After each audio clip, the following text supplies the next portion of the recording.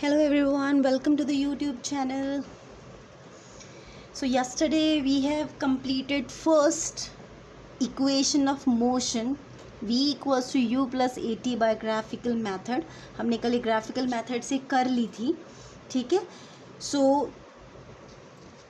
today we will move ahead. आज हम second equation of motion करेंगे, that is s equal to ut plus half at square. ठीक है, repeat कर देती हूँ. एस हमारी डिस्टेंस ट्रेवल्ड होगी, you initial velocity, T for time, half is the constant term, A acceleration, T for time. ठीक है, सेकंड हमारी इक्वेशन है जिसको हमको डिराइव करना है थ्रू ग्राफिकल मेथड. अगेन कल वाला ही फिगर हम यहाँ यूज़ करेंगे. हमने दो एक्सेस ली, X axes and Y axes. ठीक है, एक्स एक्सिस को हम हमेशा टाइम कंसीडर करके चलते हैं और जो वाई एक्सिस है उसको हम वेलोसिटी लेकर चल रहे हैं. ठीक है, तो suppose O is a centre of the axis, जहाँ पर दोनों एक्सिस मीट कर रहे हैं उसको ओ बोला.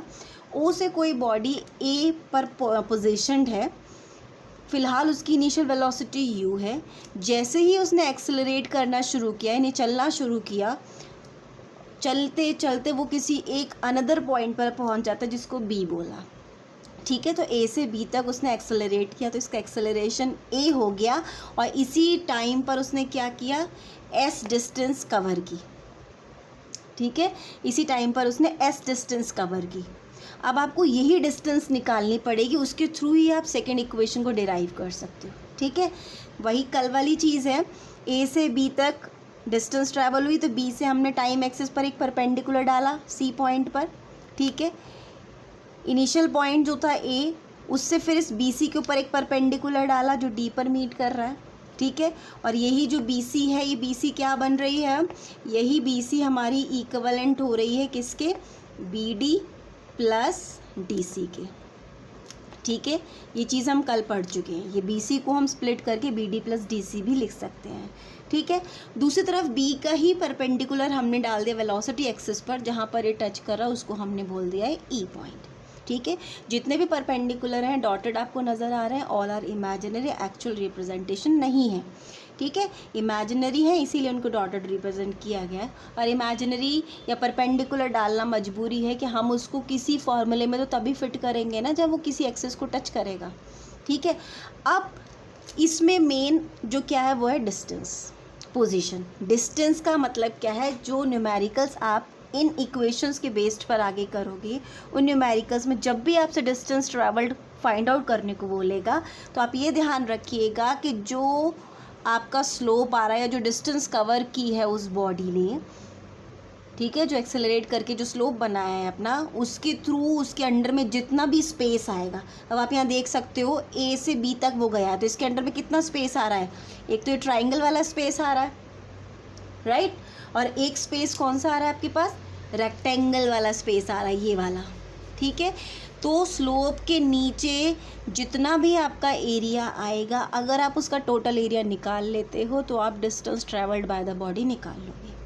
ठीक है, आपको मेरी बात से अभी समझ भी आ गया कि मैं क्या कहना चाह रही हूँ. आपको सेकंड इक्वेशन में डिस्टेंस ही निकालनी है, डिस्टेंस के रेफरेंस में ही आपको इक्वेशन को डिराइव करना है.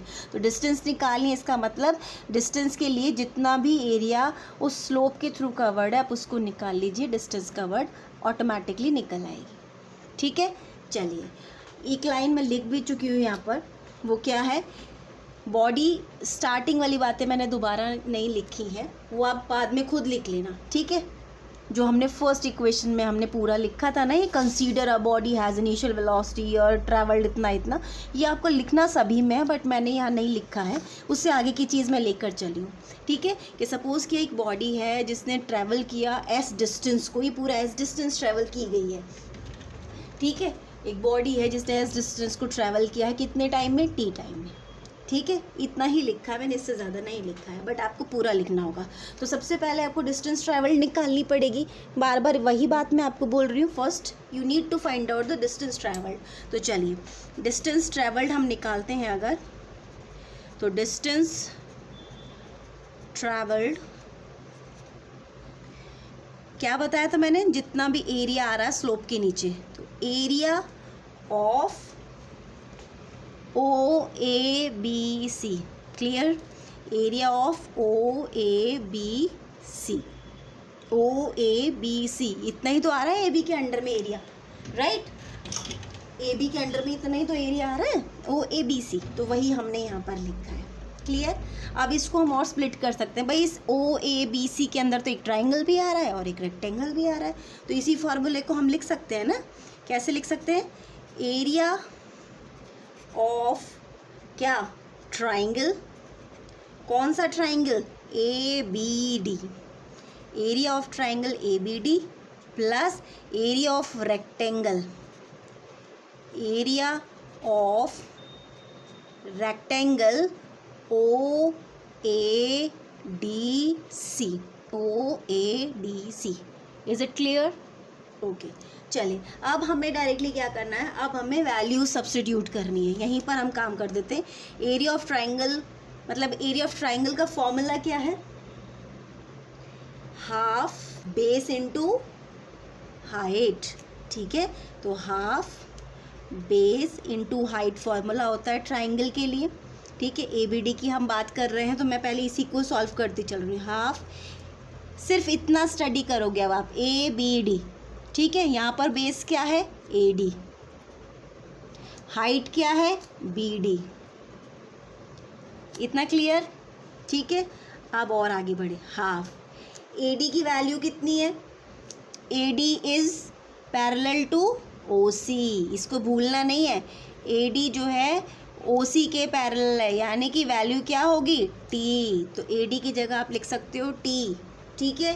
बी डी की वैल्यू आपने प्रीवियस इक्वेशन में फाइंड आउट की थी एक्सेलरेशन के थ्रू, बी डी की आई थी कितनी, 80, फर्स्ट इक्वेशन याद होगी तो आप सेकंड कर लोगे, यहाँ मैं उसको दोबारा से नहीं निकाल रही हूँ, बट अगर आपसे डेरिवेशन करने को कहा जाता है तो आप दोबारा से यहाँ करके दिखाओगे, ठीक है। फर्स्ट इक्वेशन में हमने फाइंड आउट की थी, यहाँ पर ये रही, acceleration equals to slope of A B perpendicular upon base B D upon A D, इसके थ्रू हमने बी डी निकाला था ना 80 फर्स्ट इक्वेशन के थ्रू, वही यहाँ पर हम डायरेक्ट यूज़ करेंगे, बी डी इक्वल्स टू 80, तो बी डी की जगह पर 80 रख सकते हैं।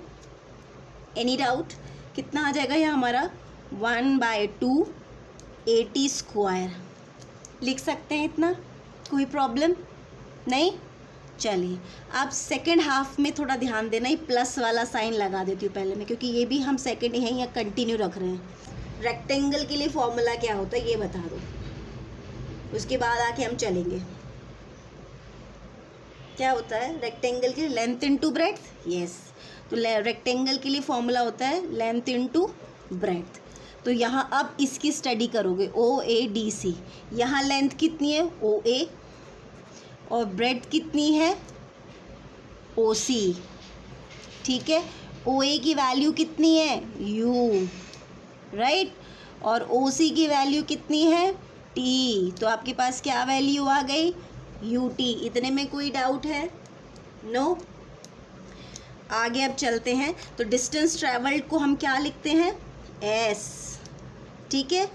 इसी को हम फ़िलहाल लिख रहे हैं 1/2 80 स्क्वायर प्लस यू टी, ठीक है। इसी को रीअरेंज करके क्या बन जाएगा ये, S equals to U T plus half 80 square. Clear? कोई doubt? So this was hence derived, यही तो डिराइव करना था, ठीक है। कंफ्यूज बिल्कुल मत होना, दो अलग अलग आइडेंटिटीज़ ली हैं हमने, ठीक है, इसी वजह से बोल रही हूँ, कंफ्यूज मत होना। चलो इसको ब्रैकेट में कर देते हैं, ये और थोड़ा इजी रहेगा समझने में, ठीक है, और ये अलग ब्रैकेट में है।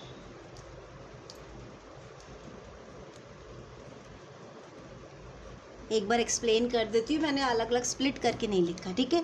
कोई भी बॉडी थी अपने इनिशियल वेलोसिटी से ए पॉइंट पर थी, उसने एस डिस्टेंस ट्रैवल की, एक्सेलरेट करके बी पॉइंट पर पहुंची, ठीक है। तो आपको डिस्टेंस ट्रैवल निकालना, डिस्टेंस ट्रैवल्ड का मतलब होता है जितनी भी उसने ट्रैवलिंग की है, जो भी उसका एक्सेलरेशन स्लोप आया है, उसके अंडर जितना भी एरिया आता है आप उसको अगर निकाल लो तो वो आपका बन जाएगा डिस्टेंस ट्रैवल्ड। ठीक है, तो ये टोटल एरिया जो होगा ये टोटल डिस्टेंस ट्रैवल्ड ही बताएगा। तो इसके लिए हमने क्या किया, डिस्टेंस ट्रैवल्ड में हमारे पास दो स्ट्रक्चर्स आ रहे हैं, एक ट्राइंगल आ रहा है, एक रेक्टेंगल आ रहा है। तो आपकी मर्ज़ी है, आप पहले एरिया ऑफ ट्राइंगल अलग निकाल लो, एरिया ऑफ रेक्टेंगल अलग निकाल लो। मैंने दोनों को एक साथ निकाला है। ठीक है, तो डिस्टेंस ट्रैवल्ड क्या होगा, area of OABC, total slope, total area. ठीक है, इस टोटल एरिया के अंदर दो फिगर्स आ रहे हैं, ट्राइंगल और रेक्टेंगल, फिर मैंने उसको सेपरेट किया, एरिया ऑफ ट्राइंगल ABD, फिर निकाला है एरिया ऑफ रेक्टेंगल OADC। ठीक है, पहले मैंने आपको एरिया ऑफ ट्राइंगल ABD को सॉल्व करके दिखाया। ट्राइंगल का फॉर्मूला होता है एरिया के लिए हाफ बेस इनटू हाइट, तो ये होगा बेस जिसको AD बोला है, हाइट होगी BD, राइट। तो हाफ कांस्टेंट टर्म होगी, बेस हो गया AD और हाइट हो गई है BD, एज इट इज़ चल रहा है। अब आगे सब्स्टिट्यूट करते हैं, AD जो है हमारे पास OC के पैरेलल है, तो OC की वैल्यू T है, तो भाई ये भी T कहलाएगा, ये भी तो T हो जाएगा फिर, राइट। उसके बाद वही हमने रखा, BD की वैल्यू हमने फर्स्ट इक्वेशन में निकाली थी 80, वही वैल्यू यहाँ मैंने डायरेक्ट सब्स्टिट्यूट कर दी है। 80 को T से मल्टीप्लाई करोगे तो बनेगा 80 स्क्वायर, तो एरिया ऑफ ट्राइंगल का कितना आ गया, 1/2 80 स्क्वायर। ठीक है, इसके बाद मैंने एरिया ऑफ रेक्टेंगल को सॉल्व किया है। एरिया ऑफ रेक्टेंगल क्या है, OADC। एरिया ऑफ रेक्टेंगल का फॉर्मूला होता है लेंथ इनटू ब्रेड्थ। तो लेंथ है हमारे पास OA, ब्रेड्थ है हमारे पास OC। OA की वैल्यू ऑलरेडी हमें नोन है, that is initial velocity U, तो वो रख दिया है। OC की वैल्यू भी हमें नोन है, दैट इज़ टाइम, तो हमने उसकी जगह T रख दिया। U और T को मल्टीप्लाई करोगे आएगा UT। इक्वेशन बन गई डिस्टेंस ट्रैवल्ड, आप जानते हो S है, हमने स्टार्टिंग में उसको मेंशन कर दिया था। तो इक्वेशन बनी S equals to half 80 square plus UT। इसी को हमने रीअरेंज कर दिया। जब रीअरेंज किया तो रीअरेंज करके सेकेंड इक्वेशन आ गई, S equals to UT plus half 80 square. Clear, self practice करना अच्छे से आ जाएगी। ठीक है, टिल देन बाय बाय। कोई प्रॉब्लम हो देन यू कैन आस्क।